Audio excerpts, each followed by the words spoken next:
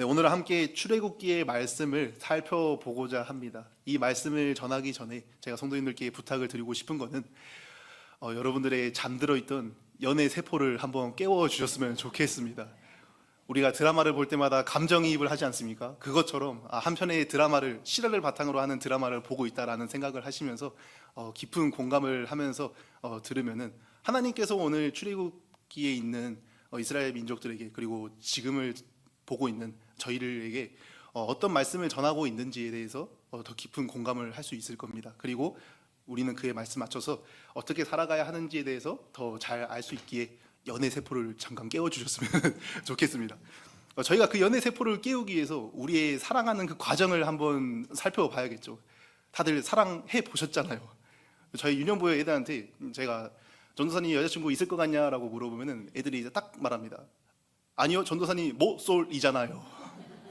참 사랑스러운 아이들이죠. 그리고 이제 또 한 가지 물어보면 전도사님 이건 짝사랑은 해봤을 것 같냐라고 물어보면은 짝사랑은 또 많이 해봤을 것 같다고 합니다. 참 고마운 친구들입니다. 이 말씀을 드리는 이유는 제가 유년부 아이들한테 이런 이미지다라는 걸 알려드리는 게 아니고, 이런 이미지긴 합니다. 이런 이미지긴 한데 그만큼 유년부 아이들도 유치부, 영화부도 사랑이라는 감정은 다 알고 있습니다. 그만큼 사랑이라는 감정은 우리에게 가장 중요하고 가장 흔한 감정이니까요. 그러면은 그 사랑이라는 감정이 일반적으로 어떻게 발전해 나가는가 보면은 처음에 몇십 년간, 몇 년간 스스로의 개성에 맞춰서 스스로의 삶을 살아가던 남녀가 갑자기 어느 날 어떠한 계기로 서로 호감을 갖게 됩니다. 사진 한번 보여주시겠습니까? 이런 식으로 이제 호감을 갖고 이제 서로 연락을 하기 시작하죠. 이 연락을 계속 하다 보니까 서로 잘 맞아요. 잘 맞으면은 연애를 시작합니다. 이제 하트가 생깁니다. 이 연애를 시작할 때 가장 중요한 게 뭔지 아십니까? 신뢰입니다. 신뢰. 내가 이 사람하고 평생을 같이 해도 될까? 라고 하는 그 신뢰가 굉장히 중요합니다. 그래서 각자가 가지고 있는 그 기준에 맞춰서 서로를 테스트해 보기 시작합니다. 그 테스트를 통과하면은 이제 기어코 결혼에 골인을 하게 되는 거죠. 결혼을 골인해서 이제 한 집에서 가정도 꾸리고 행복하게 알콩달콩 오순도순 콩닥콩닥 하면서 그렇게 열심히 잘 살아가는 것이 우리의 인생사, 우리의 사랑, 연애의 스토리라고 할 수 있겠습니다. 이게 가장 우리의 이상적인 러브 스토리죠. 이 이야기를 들으시면서 나도 옛날엔 그랬는데 라고 생각하시면 안 됩니다. 지금도 충분히 그렇게 살아가셔야 하고 그렇게 살아가기를 축복합니다. 그런데 이 사람의 러브 스토리가 어디서부터 왔는가를 한번 살펴보았는데요. 이거는 하나님과 이스라엘 백성들, 다시 말하면은 사람과 하나님과의 관계에서부터 시작이 되었다라고도 말을 할 수 있겠더라고요. 오늘 함께 우리가 살펴볼 이 출애굽기의 전체적인 이야기가 그렇습니다. 출애굽기는 총 5개로 나눌 수가 있는데요. 먼저 1장 1절에서 7절까지의 말씀입니다. 이거는 서론이라고 하는 건데요. 창세기가 요셉의 죽음으로부터 끝납니다. 그리고 출애굽기 1장 8절에 보면은 요셉을 알지 못하는 왕이 세워졌다라고 합니다. 그러니까 그 사이에 1절부터 7절 7절을 통해서 400년이라는 시간이 흐른 겁니다. 400년, 원래 저게 아니었는데 400년이라는 시간이 흐르면서 어떻게 평가를 하고 있냐면은 이스라엘 백성들이 번성하고 강해져서 온 땅에 가득하게 되었더라 라고 하면서 하나님의 말씀이 이루어진 이스라엘의 배경사를 설명을 해주고 있습니다. 그리고 이제 그 다음에 15장 22절까지 나오는 말씀이 바로 출애굽 이야기입니다. 이 출애굽 이야기는 로맨스의 시작이다. 이스라엘과 하나님과의 로맨스의 시작이다. 즉 썸을 타고 사기 시작했다라고 보시면 될 것 같아요. 이 썸을 시작은 우리가 어느 날 어떤 계기로 서로 호감을 갖게 된다고 했습니다. 이스라엘과 하나님과의 관계에서는 아리따운 여인 이스라엘이 밤길을 가다가 흉악한 깡패 바로를 만난 겁니다. 그 바로를 만났을 때 위협을 당하고 있는 상황에서 백마탄 왕자님 여호와께서 나타나서 그 위협을 무찔러 주시고 그거를 구해 주셨다라고 생각을 해주시면 될 것 같아요. 그러게 이제 서로 호감이 생긴 거죠. 이제 연애를 해야겠죠. 그 연애 기간이 바로 광야의 생활입니다. 광야 생활을 보면은 굉장히 많은 일이 있었죠. 아까 연애 기간 때 가장 중요한 게 뭐라고 했었죠?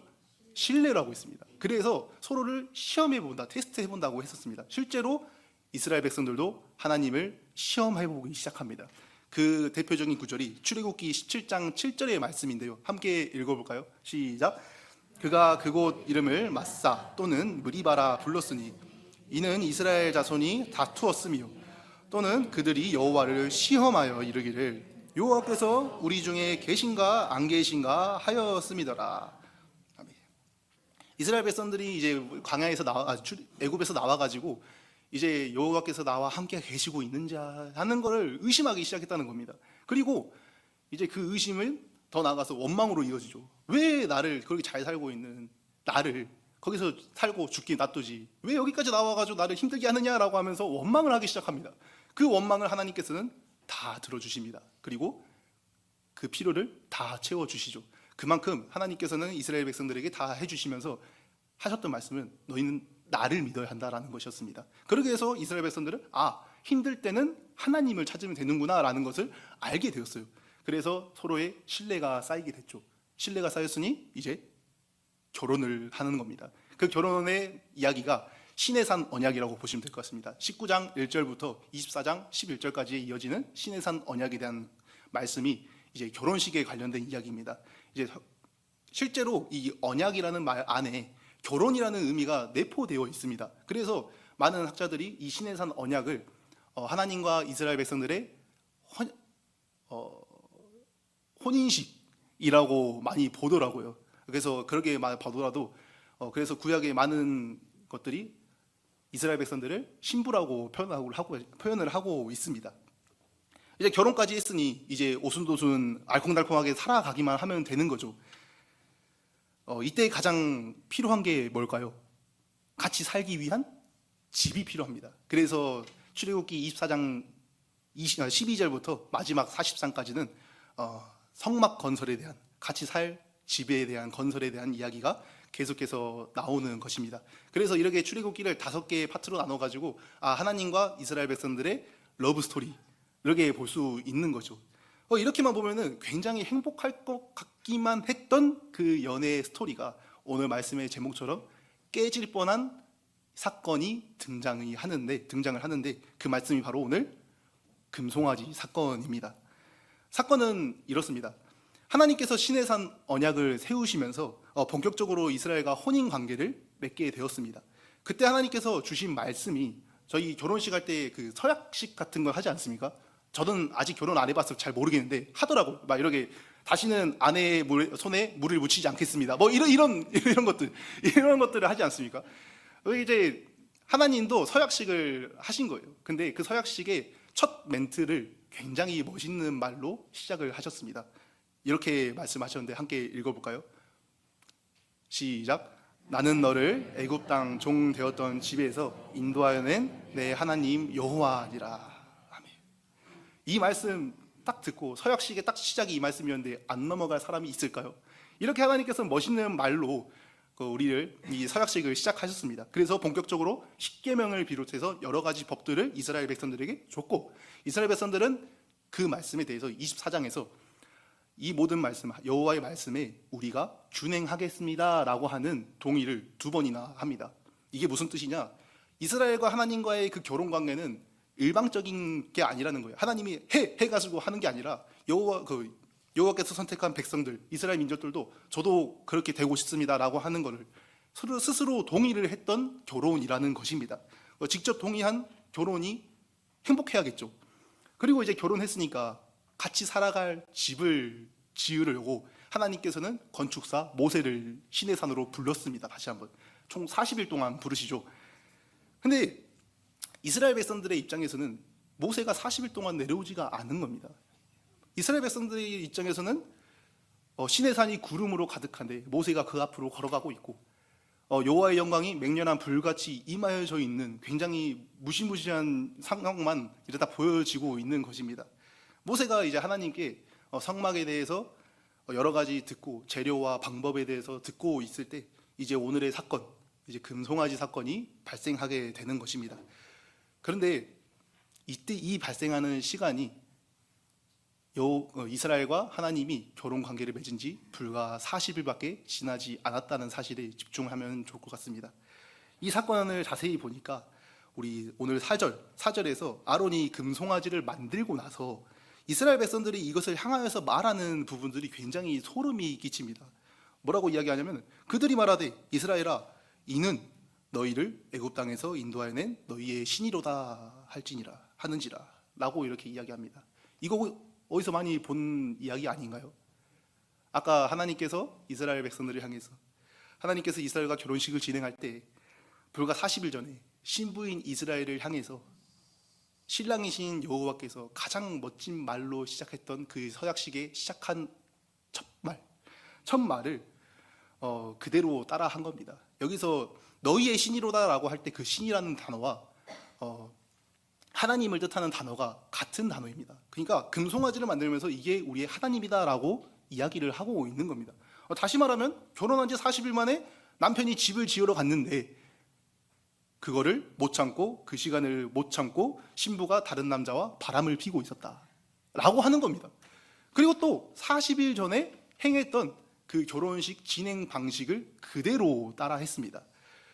이거는 요즘에서 일어난다고 하면은 전 국민의 질타를 받으면서 좀 과하게 가면은 살인 사건 같이 큰 일이 일어나도 과언이 아닐 정도로 굉장히 소름 끼치는 일이죠. 심지어 상대가 하나님입니다. 하나님을 향해서 이스라엘 백성들은 40일 만에 그렇게 바람을 핀 것이죠. 심지어 피로연을 진행하지 않습니까? 그 피로연까지 똑같이 진행하는 모습이 보입니다. 출애굽기 24장 4절에서 5절의 말씀을 좀 요약해서 보면요, 모세가 이른 아침에 일어나서 산 아래에 제단을 쌓습니다. 그 제단을 쌓고 여호와께 서로 번제와 화목제를 드리게 하는 장면이 나오는데요, 오늘 말씀 32장에서도 5절과 6절에 아론이 그 금송아지를 본 다음에 제단을 쌓고 그들이 일찍이 또 일어나서 번제도 드리고 화목제도 드리고 백성들이 그 안에서 앉아서 먹고 마시면서 일어나서 뛰어논다라고 기록이 되어 있습니다. 어떤 차이가 있죠? 지도자랑 예배의 대상만 다르고 그 하는 행동들은 다 똑같습니다. 심지어 하나 더 추가됐습니다. 일어나서 뛰놀더라. 이 뛰놀더라라는 모습을 좀 우리가 주의 깊게 보면요, 뛰논다라는 말은 저희가 신나가지고 막 이렇게 뛰는 모습이 아닙니다. 이거는 소가 벌판에서 흥분해서 무질서하게 막 뛰어노는 그런 장면을 한번 혹시 상상해 보신 적 있습니까? 막 엄청 사람도 못 말리는 이제 그 소가 막 엄청 뛰는 장면을 따라하는 그것을 묘사하는 단어입니다. 이 말씀은 시편 118편 5절의 말씀을 연상시키게 하는데요, 그 말씀에는 우상들을 만드는 자들과 그것을 의지하는 자들이 다 그와 같으리로다라고 기록이 되어 있습니다. 그러니까 이스라엘 백성들은 황금 송아지를 만들어 놓고 이제 우상을 만들었으니까 그 송아지의 본능적인 모습들을 따라하고 있었다는 겁니다. 그 모습들을 보면서 하나님께서는 이스라엘 백성들을 향해서 평가하시길 9절에서 내가 이 백성을 보니 목이 뻣뻣한 백성이로다라고 평가를 하십니다. 이 목이 뻣뻣한 백성이로다라고 하는 말씀도요, 농경사회에서 소를 끌려고 할 때 오른쪽으로 이동하려면 뒤에서 오른쪽으로 목을 이렇게 끌면 오른쪽으로 가지 않습니까? 나이도 어린 놈이 어떻게 그걸 아나? 저도 시골에 살았습니다. 이렇게 끌지 않습니까? 근데 소가 그렇게 잘 끌어줘야 되는데 고집이 세서 주인의 말을 듣지 않은 상태를 이야기하는 겁니다. 그러니까 목이 뻣뻣하다, 목이 곧은 백성이다라고 하는 말은요, 주인이신 하나님께서 명령을 하셨는데 말씀을 안 듣고 자기 멋대로 행동하려고 하는 모습들을 은유적으로 표현하는 말씀입니다. 하나님께서 이스라엘 백성들을 향해서 말하는 표현입니다. 말을 안 들을 때 하는 말이죠. 그렇게 이스라엘 백성들은 하나님께 평가를 받기를 목이 뻣뻣한 백성이로다 라고 하는 평가를 받게 된 것입니다. 며칠 만에요? 결혼한 지 40일 만에요. 그래서 하나님께서 하나님과 언약식까지 이루게 된 이 이스라엘 백성들이 심지어 자기들도 동의를 했지 않습니까? 그 동의를 하면서까지 행복한 러브 스토리가 이루어질 것 같은 그 모습이 어떻게 40일 만에 깨어지게 되었는가를 한번 살펴보면 그 이유는 간단합니다. 이스라엘 백성들의 마음에 초점이 하나님께 맞춰져 있지 않았기 때문입니다. 함께 1절을 읽어볼까요? 시작.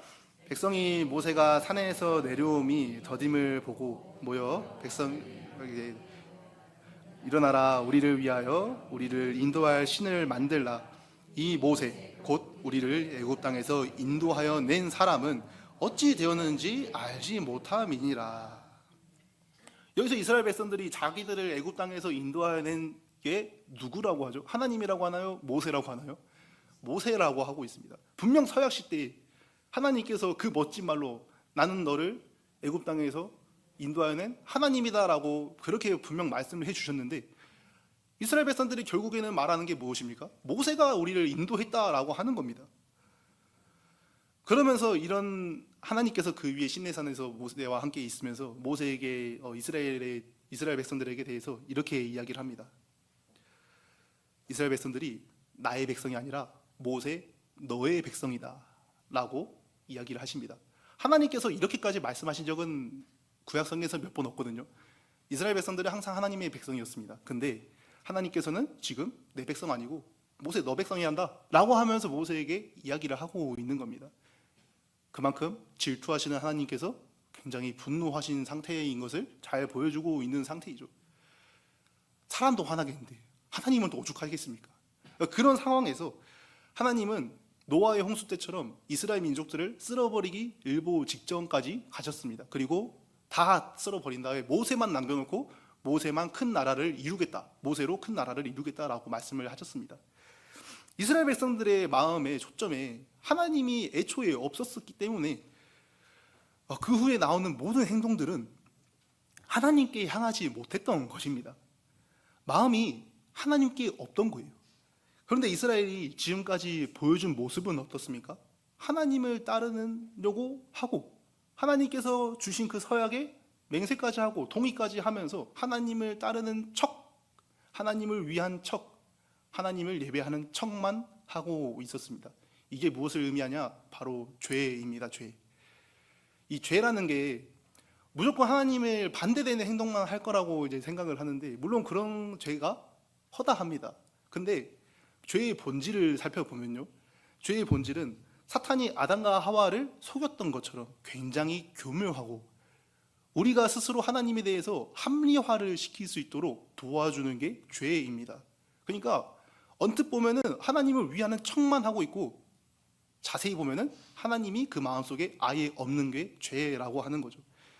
그래서 합리화를 할 수 있도록 도와주는 것, 그게 바로 죄입니다. 마치 이스라엘 백성들이 합리화를 하고 있는 것처럼요.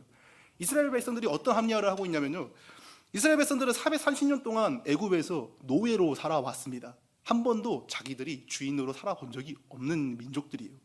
그런 민족들을 광야로 끌고 나오지 않았습니까? 그 광야로 끌고 나왔는데 자기들이 주인이 아니라 모세를 따르고 있었습니다. 근데 자기들이 믿고 따르던 그 모세가 갑자기 없어진 거예요. 그러니까 불안하기 시작한 겁니다. 그러니까 죽었는지 살았는지도 잘 몰라요. 어찌 됐는지 모른다고 합니다. 그런 상황에서 불안하니까 자기들이 애굽에서 봐왔던 그 문화, 눈에 보이는 신이 필요했던 겁니다. 눈에 보이는 형상이 필요했던 거예요. 그래서 금송아지를 만들어 놓고 이게 우리의 신이다 라고 이야기를 하고 있는 겁니다. 이게 우리의 하나님이다 라고 이야기를 하는 겁니다. 좀 공감 능력이 좀 뛰어나신 분들은 이 말씀을 보고 이스라엘 백성들이 얼마나 급했으면 그렇게까지 했을까 라고 하시는 분도 있으면 안 됩니다. 있으면 안 됩니다. 얼마나 급했으면 그랬을까라고 생각을 할 수도 있지만 그러면 안 돼요. 이거는 마음의 초점이, 믿음의 초점이 애초에 하나님께 맞춰져 있지 않았다라는 것을 보여주는 모습입니다. 그렇게 합리화를 하는 순간 이스라엘 백성들은 어떻게 됐을까요? 하나님께서 10계명을 주셨을 때 40일 전에 주셨던 그 10계명의 가장 중요한 1계명부터 3계명까지의 내용, 나 외에 다른 신을 두지 말고 새긴 우상도 만들지 말고 하나님의 이름을 망령되이 부르지 말라고 하는 그 명령을 한순간에, 그 순간에 바로 어기게 되었습니다. 마음의 초점이 하나님께 맞춰져 있지 않았기 때문입니다. 사랑하는 성도님들, 지금 우리의 모습은 어떻습니까? 우리의 마음의 초점이 진정 누구를 향하여서 맞추어져 있으십니까? 하나님입니까? 내 머릿속에서 합리화시킨 금송아지, 내 머릿속에서 합리화시킨 자녀, 믿음, 신앙, 돈, 명예, 권력, 목사님, 그리고 내 머릿속으로 합리화시켜져 버린 하나님이십니까? 우리는 이것을 스스로에게 질문을 던져보면서 우리의 신앙을 한번 돌이켜 봐야 될 것 같습니다. 하나님께서 이스라엘에게 원하셨던 건요, 단순합니다. 하나님의 말씀을 잘 듣고 영원히 함께 사는 것, 그 사는 것을 원하셨어요. 하나님이 그렇게 사랑하시는 백성들과 함께 영원히 사는 것, 그것뿐이었습니다. 그래서 이스라엘 백성들을 용서하신 하나님께서는 출애굽기를 어떻게 마무리하고 계시냐면요, 여호와의 구름으로 이스라엘 백성들과 함께 하시면서 구름이 떠서 가라고 하면 가고 멈추라고 하면 멈추면서 하나님과 동행하는 삶으로 해피엔딩으로 끝내고 있습니다. 그렇게 행복하게 오래오래 살았습니다, 끝 하면서 이렇게 출애굽기를 마무리하고 있다는 것입니다. 이게 알려주는 것이 무엇입니까? 하나님께서는 사랑하는 자녀들과 함께 살고 싶어 하는 것, 하나님께서 원하시는 것은 그거라는 겁니다. 이런 하나님의 모습은 지금도 변함이 없으셔서 도저히 답이 없는, 예레미야의 말을 빌리면은 모세와 사무엘 같은 지도자가 오더라도, 그 중보자가 오더라도 이제는 용서하지 못할 정도로 타락해버린 이 이스라엘, 우리의 모습을 대신해서 이제 더 이상은 없을 중보자, 완벽한 중보자 예수 그리스도를 보내주셨습니다. 그리고 다시 한번 하나님과 우리의 관계를 회복시켜 주셨습니다. 예수님은 직접 말씀이 육신이 되어 우리와 함께 하시기 위해서 우리 가운데 성막을 치셨습니다. 그리고 지금도 자신의 영을 보내주셔가지고 지금도 함께 하고 계시는 분이 우리 하나님이십니다. 삼위일체 하나님이십니다. 삼위일체 하나님께서 우리와 영원히 함께 살길 원하신다는 겁니다. 그리고 이렇게 살아가다가 우리가 끝날 때, 세상 끝날 때는 주님께서 사랑하시는 그 아름다운 자녀들과 함께 영원히 살아갈 아름다운 천국을 또 예비해 놓으셔가지고 그만큼 우리와 함께 살아가고자 하는 그 마음을 보여주시는 분이 우리 삼위일체 하나님이십니다. 이전부터 지금까지 그리고 앞으로도 영원토록 그 마음은 변치 않으신다고 말씀해 주시고 계시는 것입니다. 지금을 살아가는 우리 성도들은 이러한 하나님을 향해서 어떠한 모습으로, 어떠한 고백을 올려드려야 할까요? 하나님, 더 이상 나 무엇과도 주님을 바꾸지 않겠습니다. 더 이상 어떠한 것으로도 하나님을 합리화하지 않겠습니다. 이제는 주님만을 사랑해서 주님의 소원이 내 평생의 소원이 되겠습니다. 주님 나를 이끌어 주소서 라고 하는 이 고백을 우리 사랑하는 주님께 올려드려야 되지 않겠습니까?